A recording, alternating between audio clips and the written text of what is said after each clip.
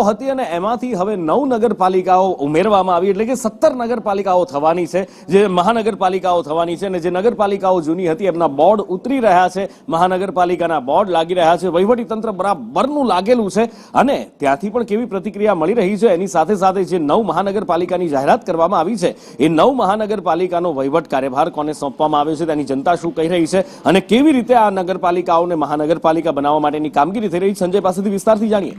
તેના ઉપર રાજ્યમાં વિકાસની ગતિને તેજ આપવા માટે નવી 9 મહાનગરપાલિકાઓની જાહેરાત કરવામાં આવી છે અને એ નગરપાલિકાઓની કામગીરી પણ એકદમ ઝડપી શરૂ કરવામાં આવી છે. ગઈકાલે જે નવા તમામ નગરપાલિકાઓમાં કમિશનરની નિમણૂક કરવામાં આવી, એ ત્યારબાદ આજે તમામ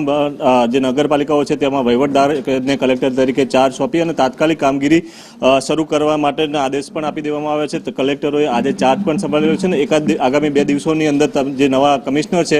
તે પણ ચાર્જ લઈ લેશે અને વિકાસના કાર્યો છે એ ઝડપી ચાલુ કરી દેવામાં આવશે. કેટલીક જગ્યાએ વિરોધ પણ જોવા મળી રહ્યો છે, કારણ કે કેટલાક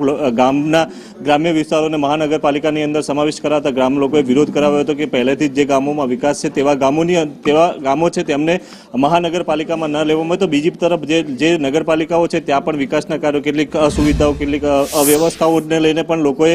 નારાજગી વ્યક્ત કરી છે અને એ કામો મહાનગરપાલિકા બન્યા બાદ હવે એ કામો ઝડપી થાય, વિકાસની સુવિધાઓ, પ્રાથમિક સુવિધાઓના વિકાસ કાર્યો ઝડપી થાય તે માટેની લોકો માંગ કરી રહ્યા છે.